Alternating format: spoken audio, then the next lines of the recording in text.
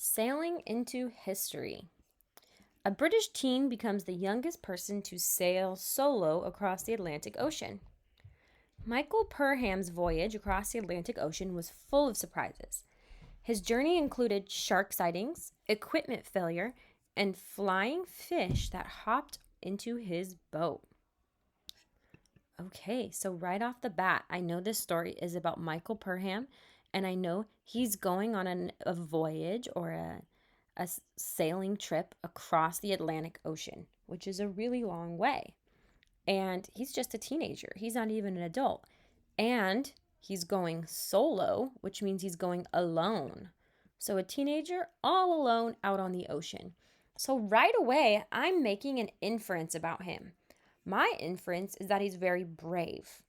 And I believe that he's brave because the textual evidence here is that he sailed across the ocean all alone, which I know is something that is very scary to a lot of people. As a matter of fact, I would be scared to do it. And I think a lot of people would be afraid to be all alone in the middle of the ocean with sharks and things like that.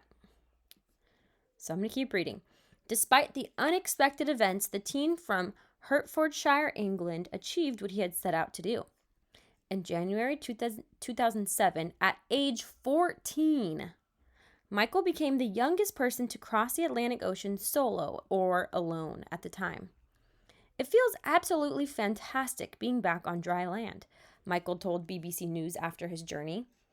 Michael set out on his record-breaking expedition, or trip, in November of 2006. He began his journey from Gibraltar, on the southern coast of Spain, aboard his sailboat, Cheeky Monkey, with his dad following in another boat. Oh, phew.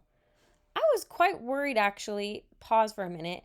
I was about to make the inference that his parents were terrible parents, that they would let a 14-year-old go in the ocean all alone. But now that I have this textual evidence here that says his dad was following in another boat, I feel a little bit better about his parents. Michael completed the 3,500-mile journey, arriving in Antigua, an island in the Caribbean Sea. During his journey at sea, Michael documented or recorded his voyage on his blog. One evening, he watched a school of dolphins leap through waves. His self-steering gear broke once, and on another morning, a flying fish landed on his lap. It's an amazingly good feeling when you are on the open sea and there is no land in sight, he wrote as he watched the sunset near the Cape Verde Islands. When Michael arrived in Antigua, crowds gathered to congratulate him.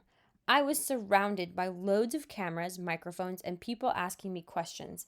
And wow, it was unbelievable, he wrote. And that is it. We have some vocabulary down here, which you should already know these words because you went over them.